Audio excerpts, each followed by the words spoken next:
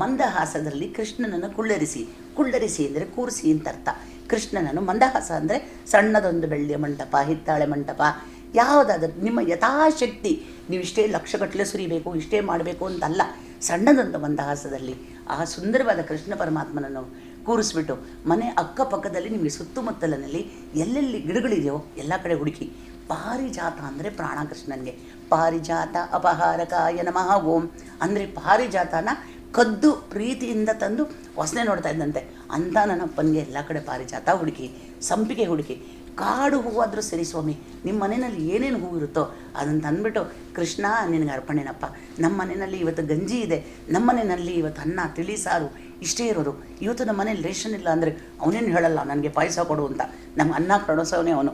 ಆದರೂ ಅವನು ದೀಪ ಹಚ್ಚಿಬಿಟ್ಟು ಹಬ್ಬದ ಅಡುಗೆ ಮಾಡಿ ಮನೆಯಲ್ಲಿರುವ ಮಕ್ಕಳಿಗೆ, ಹಿರಿಯರಿಗೆ ಎಲ್ಲರಿಗೂ ಕಾಲಿಗೆ ಬಿದ್ದು ನಮಸ್ಕಾರ ಮಾಡುವಂಥ ಒಂದು ಪದ್ಧತಿ ಇಟ್ಕೊಳ್ಳೋಣ.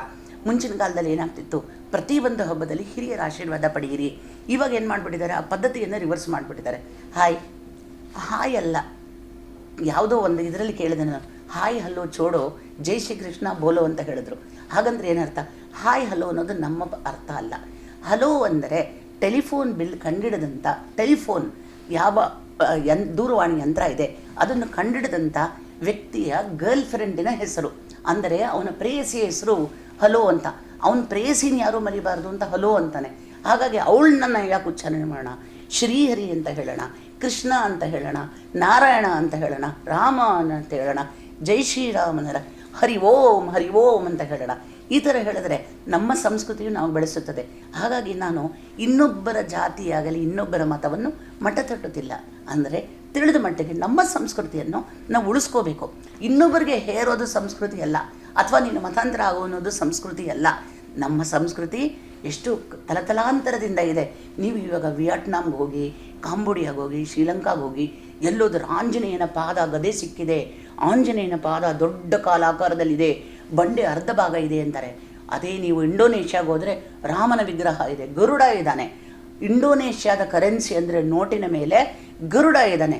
ಗರುಡ ಇಂಡಿಯಾದಲ್ಲಿರುವ ಗರುಡ ಇಂಡೋನೇಷ್ಯಾಗೆ ಹೇಗೋದಾ ಅಂದಾಗ ನಿಮಗೆ ಎಲ್ಲ ಚರಿತ್ರೆ ನೋಡಿದರೆ, ನನ್ನ ಪ್ರಿಯ ಗೆಳೆಯರೇ, ಎಲ್ಲ ಫುಲ್ ಪ್ರಪಂಚನೂ ಪೂರ್ತ ಪ್ರಪಂಚನೂ ಹಿಂದೂಸ್ತಾನವೇ ಆಗುತ್ತೆ. ಅಲ್ಲಲ್ಲಿ ದೇವಸ್ಥಾನಗಳನ್ನು ದಾಳಿ ಮಾಡಿ ಮೊಘಲರಾಗಿ ಇವರೆಲ್ಲ ಬಂದು ಪರಿವರ್ತನೆ ಮಾಡಿದರು.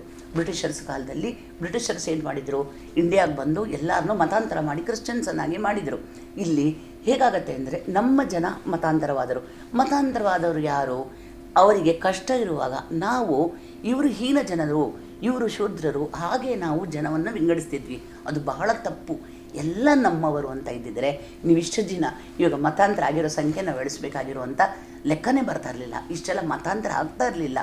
ಇದು ನಿಮಗೆ ಪೂಜೆ ಮಾಡೋಕ್ಕೆ ಬರಲ್ಲ ಅನ್ನೋದ್ರ ಬದಲು ಈ ಥರ ಪೂಜೆ ಮಾಡಿ, ಈ ಥರ ದೀಪ ಹಚ್ಚಿ, ಏನೋ ಬೇಡ ದೇವರು, ನಿಮ್ಮ ಮನೆಯಲ್ಲಿ ಒಂದು ಹುಗ್ಗಿ ಮಾಡಿ ಇವತ್ತೊಂದು ದೇವ್ರ ದೀಪ ಹಚ್ಬಿಟ್ಟು ಹೂ ಹೇಳ್ಬಿಟ್ಟು ಕೃಷ್ಣಾರ್ಪಣ ಮಸ್ತು ಅನ್ನಿ, ಅವತ್ತೇ ನಿಮಗೆ ಗೋಕುಲಾಕ್ಷ್ಮಿ, ಅವತ್ತೇ ನಿಮಗೆ ಹಬ್ಬ. ಕೃಷ್ಣ ಪರಮಾತ್ಮ ಪ್ರತಿಯೊಬ್ಬರ ಮನೆಯಲ್ಲೂ ಬರ್ತಾನೆ, ಪ್ರತಿಯೊಬ್ಬರ ಮನದಲ್ಲೂ ನೆಲೆಸುತ್ತಾನೆ. ಕೃಷ್ಣ ಎಂದರೆ ನೆಮ್ಮದಿ ಸಿಗುತ್ತದೆ. ನೋಡಿ, ನೀವು ಮಾಡಿರುವಂಥ ಎಲ್ಲ ಪಾಪಕರ್ಮಗಳು ನಶಿಸೋಗುತ್ತದೆ. ಇನ್ನೊಂದು ಸಣ್ಣದೊಂದು ಪ್ರಾರ್ಥನೆ ಗೆಳೆಯರೆ, ಹಬ್ಬದ ದಿನ ನಿಮ್ಮ ಮನೆಯಲ್ಲಿ ಕೆಲಸ ಮಾಡುತ್ತಿರುವಂತಹ ಯಾವುದಾದರೂ ಮಕ್ಕಳಿದ್ದರೆ, ಫಾರ್ ಎಕ್ಸಾಂಪಲ್ ಇವಾಗ ಏನಾಗುತ್ತೆ, ಮಕ್ಕಳಿಗೆಲ್ಲ MNC ಕಂಪ್ನಿಗೆ ಹೋಗ್ತಾರೆ, ದೊಡ್ಡ ಕಂಪ್ನಿಲಿ ಕಂಪ್ಯೂಟರ್ ಮುಂದೆ ಕೆಲಸ ಕೂತ್ಕೋತಾರೆ, ಸಿಕ್ಕಾಪಟ್ಟೆ ವರ್ಕ್ ಮಾಡ್ತಾರೆ. ಲೇಟ್ ನೈಟ್ ಶಿಫ್ಟು, ಅಲ್ಲಿ ಅಮೇರಿಕಾದವನು 2 ಗಂಟೆಗೆ ಬಂದ, ಇವನು ಆಫ್ರಿಕಾದವನು 9 ಗಂಟೆಗೆ ಬಂದ ಅಂತ ರಾತ್ರಿ ಕೆಲಸ ಮಾಡ್ತಾರೆ. ಆ ಕಾಲದಲ್ಲ ನಾವು ಕೆಲಸ ಶುರು ಮಾಡಿದಾಗ ಹೇಗಿತ್ತು, 9:00 ಹೋದ್ವಿ, 5:00 ಬಂದ್ವಿ ಅಷ್ಟೇ. ಮೊಬೈಲ್ ಇಲ್ಲ, ಏನೂ ಇಲ್ಲ, ಸಂಪರ್ಕ ಇಲ್ಲ, ಆಫೀಸ್ ಕೆಲಸ ಎಲ್ಲ ಆಫೀಸಲ್ಲೇ ಬಿಸೆಟ್ ಬರ್ತಿದ್ವಿ. ಮನೆಗೆ ಬಂದ್ವಾ, ಕೈಕಾಲು ಮುಖ ತೊಳ್ಕೊಂಡು ಏನೋ ಒಂದು TV ಬರ್ತಿದ್ದು, ಒಂದು ದೂರದರ್ಶನ, ಒಂದು ವಾರ್ತೆ ನೋಡ್ತಿದ್ವಿ, ಒಂದು ಕಾಫಿನ ಒಂದು ದೋಸೆನ ಮಾಡ್ಕೊಂಡು ನೆಮ್ಮದಿಯಾಗಿ 9:30 10 ಗಂಟೆಗೆ ಮಲ್ಕೊಳ್ತಿದ್ವಿ. ಇವಾಗ ನೀವು ಹೇಳಿ, ನಾನು ಚಾಲೆಂಜ್ ಮಾಡಿ ಹೇಳ್ತೀನಿ, ಯಾರ ಮನೆಯಲ್ಲೂ 2 ಗಂಟೆ 3 ಗಂಟೆ ಕಮ್ಮಿ ಯಾರೂ ಮಲ್ಗೋದೇ ಇಲ್ಲ. ಯಾಕಂದರೆ ಮಕ್ಕಳೆಲ್ಲ ಎದ್ದಿರ್ತಾರೆ, ಲೈಟೆಲ್ಲ ಹಾಕ್ಕೊಂಡಿರ್ತಾರೆ, ಅವರೆಲ್ಲ ಏನು ಮಾಡ್ತಾರೆ, ಕೆಲಸ ಮಾಡ್ತಾ ಇರ್ತಾರೆ. ಅವ್ರು ಏನು ಮಾಡ್ತಾರೆ, ನೀವು ಹಬ್ಬ ಅಂದರೆ ನೀವು ವಯಸ್ಸಾದವರು ಅಥವಾ ನನ್ನನ್ನೇ ತಗೊಳ್ಳಿ, ಮಧ್ಯ ವಯಸ್ಕರು, ನಾವು ಎದ್ದುಬಿಟ್ಟು ನಾವೆಲ್ಲ ಹಬ್ಬ ಮಾಡಿ ಇಟ್ಬಿಟ್ಟು ಬರೋದು ಹಬ್ಬ ಅಲ್ಲ. ಅವ್ರನ್ನ ಎಬ್ಬಿಸಿ ಅವ್ರಿಗೂ ಅಭ್ಯಂಜನ ಸ್ನಾನ ಮಾಡಿ. ಅಭ್ಯಂಜನ ಅಂದ್ರೇನು? ಅಭ್ಯಂಜನ ಅಂದರೆ ವಿಶೇಷವಾಗಿ ಏನೂ ಇಲ್ಲ, ಪದ ಅಭ್ಯಂಜನ. ಅಭ್ಯಂಜನ ಅಂದರೆ ಒಳ್ಳೆಯ ಸ್ನಾನ. ಒಳ್ಳೆಯ ಸ್ನಾನ ಕೆಟ್ಟ ಸ್ನಾನ ಅಂತ ಏನು ಅಂತ ನೀವು ಕೇಳ್ಬೋದು. ಒಳ್ಳೆಯ ಸ್ನಾನ ಎಂದರೆ ಅವತ್ತಿನ ದಿನ ತಲೆಗೆ ಒಂಚೂರು ಎಣ್ಣೆ ಹಚ್ಚಿ ಕೈ ಕಾಲೆಲ್ಲ ಕ್ಲೀನಾಗಿ ಶುಭ್ರವಾಗಿ ತೊಳೆದು ಒಳ್ಳೆ ಶುಭ್ರ ಬಟ್ಟೆಯನ್ನು ಧರಿಸಿ ಸ್ನಾನವನ್ನು ಮಾಡುವುದು ಅಭ್ಯಂಜನ. ಬಿಸಿ ಎಣ್ಣೆ ನೀರಲ್ಲಿ ಸೀಗೆಕಾಯಿ ಹಾಕಿ ಸ್ನಾನ ಮಾಡೋದು ಅಭ್ಯಂಜನ. ಶುಭ್ರವಾಗಿ, ಇಂದು ನನ್ನ ತಂದೆಯ ಜನ್ಮ, ಇಂದು ನನ್ನ ತಂದೆಯ ಜನ್ಮದಿನ, ಶ್ರೀಕೃಷ್ಣ ಪರಮಾತ್ಮನನ್ನು ಹುಟ್ಟಿದಬ್ಬ.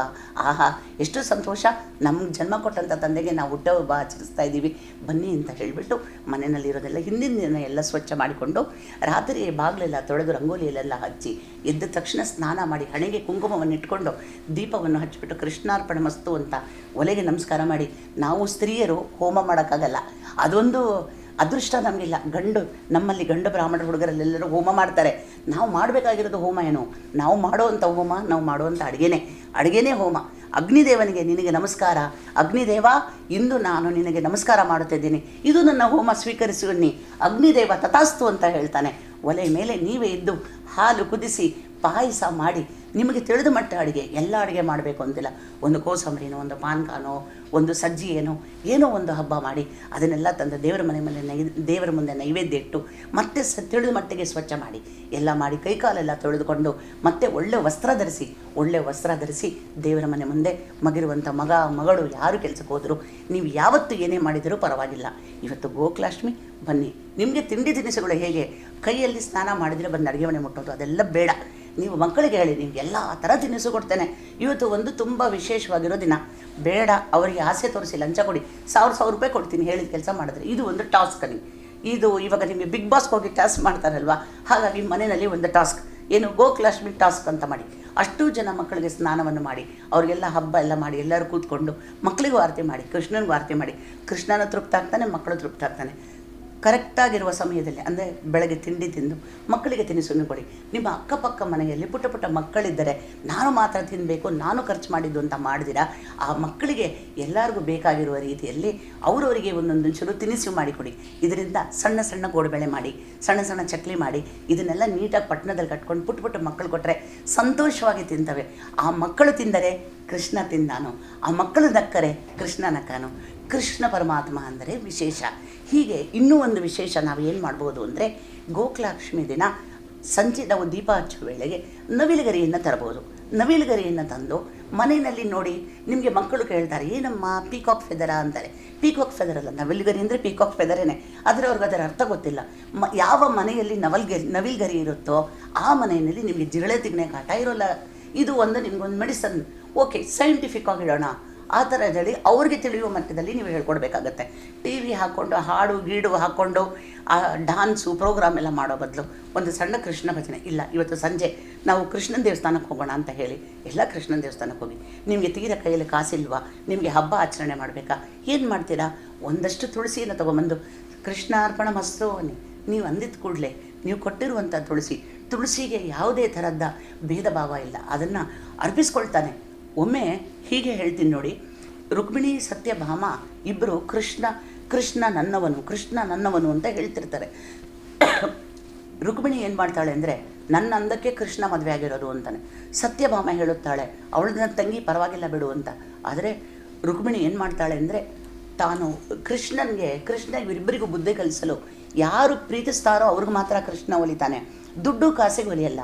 ಹೇಗೆ ಅಂದಾಗ, ಕೃಷ್ಣನಿಗೆ ತುಲಾಭಾರ ಮಾಡೋಣ ಅಂತ ಇಬ್ಬರು ಮಾತಾಡ್ಕೊಂಡಾಗ ಏನು ಮಾಡ್ತಾರೆ, ಅರಮನೆಯಲ್ಲಿರುವ ದ್ವಾರಕಾಪುರಿನಲ್ಲಿರುವಂತಹ ಎಲ್ಲ ಒಡವೆಗಳು ವಸ್ತ್ರಗಳನ್ನು, ವಿಶೇಷವಾಗಿರುವಂತಹ ದ್ರವ್ಯಗಳು ಅಂತೀವಿ. ದ್ರವ್ಯ ಅಂದ್ರೇನು, ನೀವು ಸತ್ಯನಾರಾಯಣ ಸ್ವಾಮಿ ಕಥೆಯನ್ನೆಲ್ಲ ಓದಿರ್ತೀರ. ದ್ರವ್ಯ ಅಂದರೆ ಹಣ, ಕಾಸು, ರತ್ನ, ಮುತ್ತು, ರತ್ನ, ಪವಳ, ಪಚ್ಚೆ ಅಷ್ಟನ್ನು ತಂದು ಎಡೆಗೆ ಹಾಕ್ತಾರೆ, ತಕ್ಕಡಿಯಲ್ಲಿ ಹಾಕ್ತಾರೆ. ತಕ್ಕಡಿಯಲ್ಲಿ ಹಾಕೋದು ಏನಾದರೂ ಕೃಷ್ಣನ ತೂಕ ಮೇಲೆ ತೂಗೋದಿಲ್ಲ ಗಳಿಗರೆ. ಆವಾಗ ತುಂಬ ವ್ಯಥೆಗೊಳ್ತಾಳೆ, ನಾನು ಅಷ್ಟೆಲ್ಲ ಒಡವೆ ಹಾಕಿದರೂ ತೂಗಲಿಲ್ವಲ್ಲ ಅಂತ. ಆಗ ಸತ್ಯಭಾಮ ಏನು ಮಾಡ್ತಾಳೆ ಅಂದರೆ, ಎಷ್ಟೇ ಒಡವೆ ಇರಲಿ ಏನೇ ಇರಲಿ, ನನ್ನ ಕೃಷ್ಣನ ಪ್ರೀತಿ ನನ್ನ ಮೇಲೆ ಸತ್ಯವಾಗಿರೋದಾದರೆ ಕೃಷ್ಣನ ತಕ್ಕಡಿ ತೂಗಲಿ ಅಂತ ಹೇಳಿ ಒಂದೇ ಒಂದು ತುಳಸಿ ದಳವನ್ನು ಆ ಒಡವೆ ಮೇಲೆ ಇಡ್ತಾಳೆ. ಆ ಒಂದು ತುಳಸಿ ದಳ ಆ ಒಡವೆ ಮೇಲೆ ಇಟ್ಟಿದ ಕೂಡಲೇ ತಕ್ಕಡಿ ತಾನಾಗಿ ಇರುತ್ತದೆ. ಇಲ್ಲಿ ಕೃಷ್ಣ ಬುದ್ಧಿ ಕಲಿಸುವುದು ನಮಗೇನೆಂದರೆ, ಹಣಕಾಸಿಗೆ ಅಲಂಕಾರ ಮಾಡಿ ಮನೆಯಲ್ಲಿ ಪೀಠೋಪಕರಣಗಳಿಟ್ಟು ಅದೆಲ್ಲ ಮಾಡಬೇಡಿ. ಭಕ್ತಿಯಿಂದ ಕೃಷ್ಣ ಎನ್ನಿ, ಪ್ರೀತಿಯಿಂದ ಕೃಷ್ಣ ಅನ್ನಿ, ನನ್ನನ್ನು ಕಾಪಾಡು ಕೃಷ್ಣ ಅನ್ನಿ. ಸತ್ಯವಾಗಲೂ ನೀವು ಎಲ್ಲಿ ಕರಿತೀರೋ ಆ ಜಾಗದಲ್ಲಿ ಬಂದು ಕೃಷ್ಣ ನಿಮ್ಮನ್ನು ಕಾಪಾಡ್ತಾನೆ. ಇದು ಸಣ್ಣದಾದ ಒಂದು ಗೋಕುಲಾಷ್ಟಮಿ ಹಬ್ಬ. ಇಲ್ಲಿ ಈ ಗೌರ್ಮೆಂಟ್ ಹಾಲಿಡೇ ಕೆಲವು ದೇವಸ್ಥಾನದಲ್ಲಿ ಕೆಲವು ಊರುಗಳಲ್ಲಿ ಗೌರ್ಮೆಂಟ್ ಹಾಲಿಡೇ ಕೊಡೋದಿಲ್ಲ. ಆದರೆ ನಾರ್ದಲ್ಲೆಲ್ಲ, ದ್ವಾರಕಾಪುರಿನಲ್ಲೆಲ್ಲ ವಿಶೇಷವಾಗಿ ಪೂಜೆ ಮಾಡ್ತಾರೆ. ಯಾಕೆಂದರೆ ಕೃಷ್ಣನ ಜನ್ಮಸ್ಥಾನ ಅದು. ಕೃಷ್ಣನ ತಾಯಿ ದೇವಕಿಯನ್ನು ಮತ್ತು ವಸುದೇವನನ್ನು ಕಟ್ಟಿ ಹಾಕಿದಂಥ ಜಾಗ. ಆ ಜಾಗದಿಂದ ಹಿಡಿದು ಪ್ರತಿಯೊಂದು ಅಲ್ಲಿಂದ ಮತ್ತೆ ನೀವು ಇದಕ್ಕೆ ಬೃಂದಾವನಕ್ಕೆ ಬರುವ ಜಾಗದಲ್ಲಿ ವಿಶೇಷವಾಗಿ ಅಲಂಕಾರವನ್ನು ಮಾಡ್ತಾರೆ. ಇಲ್ಲಿ ದ್ವಾರಕಾಧೀಶ ಅಂತಾರೆ, ಕೃಷ್ಣ ಅಂತಾರೆ, ನಾಥಾಜಿ ಅಂತಾರೆ, ಶ್ರೀನಾಥ ಅಂತಾರೆ, ನಾಥಾಜಿ ಕಾ ಹವೇಲಿ ಅಂತಾರೆ. ನಾಥಾಜಿ ಕಾ ಹವೇಲಿ ಅಂದರೆ ಕೃಷ್ಣನನ್ನು ಒಂದು ಪಂಗಡವಾದ ಗುಜರಾತಿಗಳು ತುಂಬ ವಿಶೇಷವಾಗಿ ಪೂಜೆ ಮಾಡ್ತಾರೆ. ಅವರು ಮನೆಗಳಲ್ಲಿ ಸ್ನೇಹಿತರೆ ನೀವು ಮಾತಾಡಿದ್ರೆ ಅವರು ನಿಮಗೆ ನಮಸ್ಕಾರ ಹೇಳಲ್ಲ, ಜೈ ಶ್ರೀ ಕೃಷ್ಣ ಅಂತಾರೆ. ಅಂದರೆ ಕೃಷ್ಣನಿಗೆ ಜಯವಾಗಲಿ ಅಂತ. ವಿರುದ್ಧವಾಗಿ ಅದಕ್ಕೆ ತಾತ್ಪರ್ಯವಾಗಿ ನಾವು ರಾಧೆ ರಾಧೆ ಎನ್ನಬೇಕು. ರಾಧೆ ರಾಧೆ ಅಂದರೆ ಕೃಷ್ಣನ ಪ್ರಿಯವಾದ ಸಖಿ ರಾಧೆ ರಾಧೆ ಅಂತ ನೀವು ಹೇಳಿದರೆ, ಕೃಷ್ಣ ಆ ಜಾಗದಲ್ಲಿ ಕೃಷ್ಣ ರಾಧೆ ನಿಮಗೆ ಬಂದು ಆಶೀರ್ವಾದ ಮಾಡ್ತಾರೆ ಅಂತ ಒಂದು ಪ್ರತೀತಿ ಇದೆ. ಪ್ರತಿಯೊಂದು ಪೂಜೆ ಮಾಡಿದರೂ, ಯಾವ ದೇವರಿಗೆ ನೀವು ಸಮರ್ಪಣೆ ಮಾಡಿದರೂ, ನೀವು ಎಲ್ಲೇ ಪೂಜೆ ಮಾಡಿದರೂ, ಯಾವ ಹೋಮ ಮಾಡಿ, ಚಂಡಿಕಾ ಹೋಮ, ಆ ಯಾಗ, ಈ ಯಾಗ, ಅಯ್ಯಪ್ಪ ಸ್ವಾಮಿ, ಅಮ್ಮನವರು ದೇವಸ್ಥಾನ, ರಾಯರ ಮಠ, ಈಶ್ವರನ ದೇವಸ್ಥಾನ, ಕಾಡುಮಲ್ಲೇಶ್ವರನ ದೇವಸ್ಥಾನ, ಶಿರಡಿ ಸಾಯಿನಾಥನ ದೇವಸ್ಥಾನ, ಪುಟ್ಪರ್ತಿ ಸಾಯಿ, ಎಲ್ಲೇ ಹೋದರೂ ಕಡೆಯದಾಗಿ ನೀವು ಮಾಡುವಂಥ ಎಲ್ಲ ಪೂಜೆ, ಎಲ್ಲ ನದಿಯು ಸಮುದ್ರಕ್ಕೆ ಸೇರುವಂತೆ ಕೃಷ್ಣನ ಪಾದ ತಲುಪುತ್ತದೆ. ಅಂಥ ವಿಶೇಷವಾಗಿರುವ ಶ್ರೀಕೃಷ್ಣನ ಪರಮಾತ್ಮನ, ನನ್ನ ನೆಚ್ಚಿನ ಆರಾಧ್ಯ ದೇವನಾದ ಕೃಷ್ಣನ ಹುಟ್ಟಿದ ಹಬ್ಬ. ಈ ಹುಟ್ಟಿದ ಹಬ್ಬವನ್ನು ನಾವು ಯಾಕೆ ಆಚರಣೆ ಮಾಡಬಾರ್ದು? ಯಾರೋ ಹುಟ್ಟಿದ್ದು, ಯಾರೋ ಒಂದು ಫಿಲ್ಮ್ ಸ್ಟಾರ್ ಹುಡ್ದ ಅಂತ ಅವನಿಗೆ ದೊಡ್ಡದಾಗಿ ಒಂದು ಪೋಸ್ಟರ್ ಹಾಕ್ಬಿಟ್ಟು ಹಾಲಭಿಷೇಕ ಮಾಡ್ತೀವಿ, ಎಲ್ಲ ಮಾಡ್ತೀವಿ. ಸ್ನೇಹಿತರೆ, ಅಲ್ಲೆಲ್ಲ ಹಾಲಭಿಷೇಕ ಮಾಡೋದು ಬೇಡ. ಅನ್ನಕ್ಕೆ ಯಾರಿಲ್ವೋ ಅವ್ರಿಗೆಲ್ಲ ಒಂದೊಂದು ಲೋಟ ಹಾಲು ಪಾಯಸ ಮಾಡೋಣ. ನಾವು ಕೃಷ್ಣ ಗೋಕುಲಾಷ್ಟಮಿಯನ್ನು ಕರೆದು ಎಲ್ರಿಗೂ ಹೇಳೋಣ. ನಮ್ಮ ಹಿಂದೂ ಸಂಸ್ಕೃತಿ ಹೀಗೆ ಹೇಳುತ್ತದೆ ಅಂದರೆ, ಸನಾತನ ಧರ್ಮ ನಮ್ಮದು. ನಾನು ಆ ಧರ್ಮ ಈ ಧರ್ಮ ಅಂತ ಎಲ್ಲೂ ಮತವನ್ನು ಭೇದಿಸುತ್ತಿಲ್ಲ. ನಾನು ಹೇಳ್ತಿರೋದೇನೆಂದರೆ, ನಮ್ಮ ಸಂಸ್ಕೃತಿಯಲ್ಲಿ ನಮಗೆ ಆರಾಧ್ಯ ದೈವ, ನಮಗೆ ಆಶೀರ್ವಾದ ಮಾಡುವಂತಹ ನಮ್ಮ ಪ್ರೀತಿ ಪಾತ್ರನಾದ ಆ ಶ್ರೀಕೃಷ್ಣನ ಪರಮಾತ್ಮನ ನೆನೆಯುವ ಒಂದು ದಿನ ಗೋಕುಲಾಷ್ಟಮಿ. ದಯವಿಟ್ಟು ಹಬ್ಬ ಮಾಡೋಣ. ಈ ಸತಿ ಎಲ್ಲರೂ ಹಬ್ಬ ಮಾಡ್ತೀರಾ ಅಂತ ಹೇಳಿ ನನ್ನ ಈ 2 ಮಾತುಗಳನ್ನು ಮುಗಿಸುತ್ತೇನೆ. ನಮಸ್ಕಾರ.